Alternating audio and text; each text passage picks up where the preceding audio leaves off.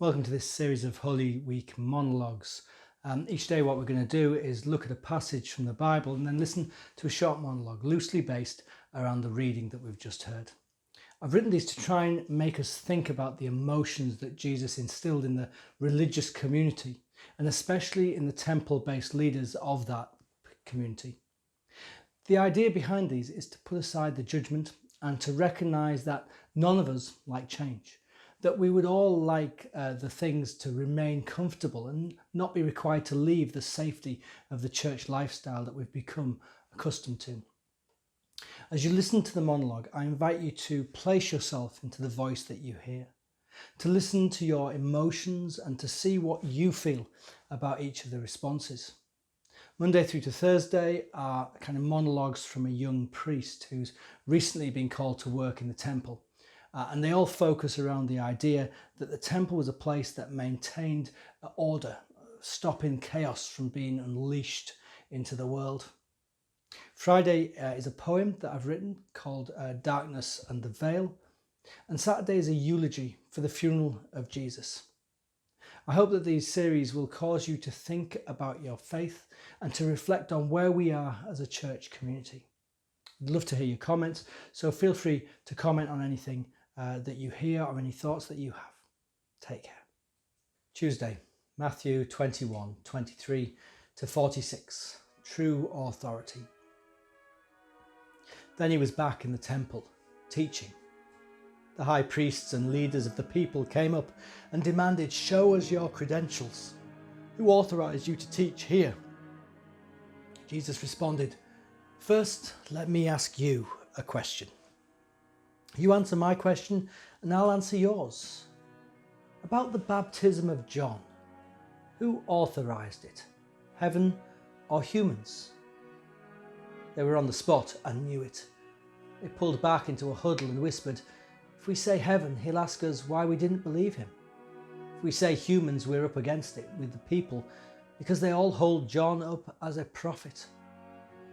They decided to concede that round to Jesus. "We don't know," they answered. Jesus said, "Then neither will I answer your question. Tell me what you think of this story. A man had 2 sons. He went up to the first and said, 'Son, go out for the day and work in the vineyard.' The son answered, 'I don't want to.' Later on, he thought better of it and went. The father gave the same command to the second son. He answered, 'Sure, glad to,' but he never went. Which of the 2 sons did what the father asked?" They said, "The first." Jesus said, "Yes, and I tell you that crooks and whores are going to precede you into God's kingdom. John came to you, showing you the right road. You turned up your noses at him. But the crooks and whores believed him. Even when you saw their changed lives, you didn't care enough to change and believe him." Here's another story. Listen closely. There was once a man, a wealthy farmer who planted a vineyard. He fenced it, dug a winepress, put up a watchtower, then turned it over to the farmhands and went off on a trip.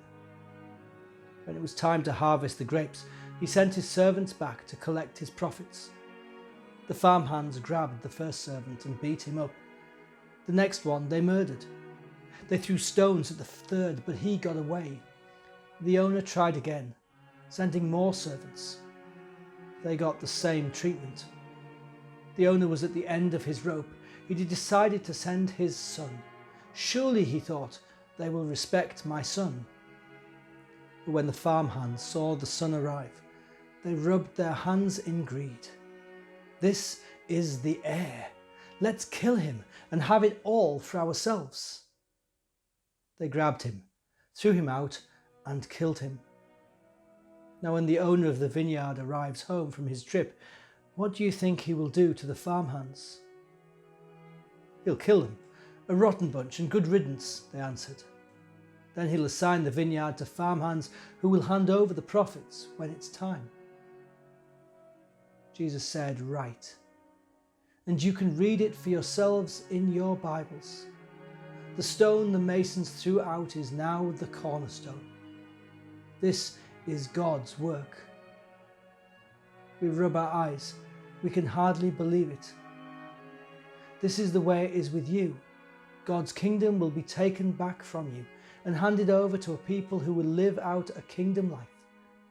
Whoever stumbles on this stone gets shattered. Whoever the stone falls on gets smashed. When the religious leaders heard this story, they knew it was aimed at them. They wanted to arrest Jesus and put him in jail, but intimidated by public opinion, they held back. Most people held him to be a prophet of God.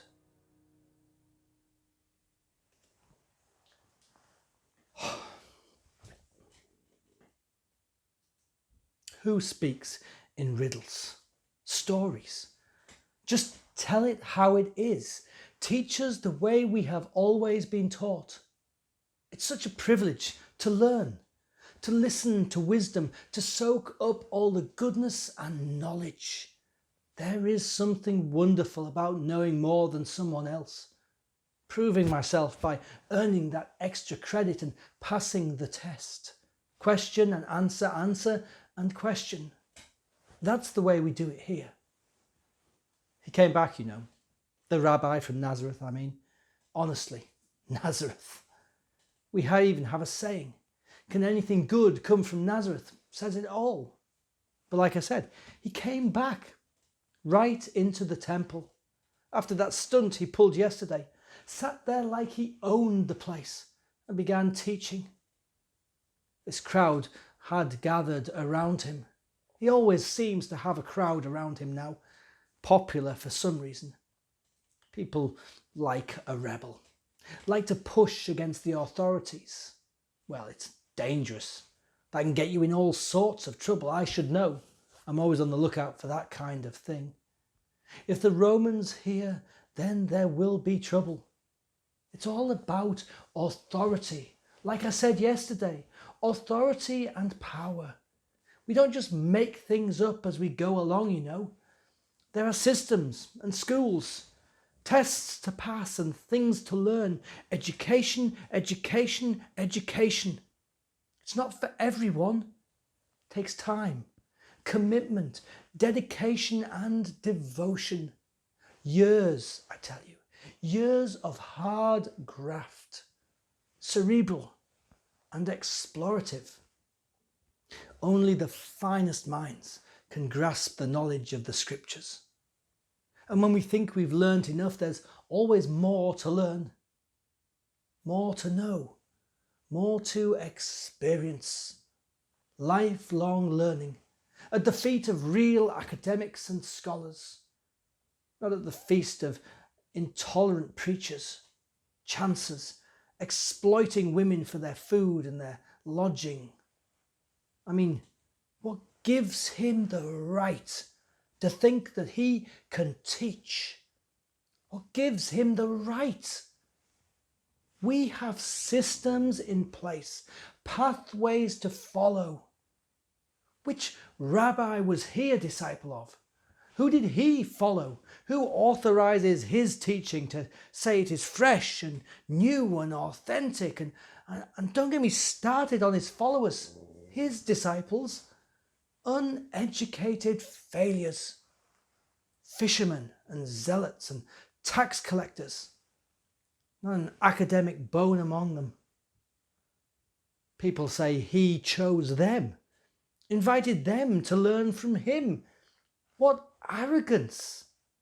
Everyone knows the disciple approaches the rabbi. He is tested, and if successful, he begins to train.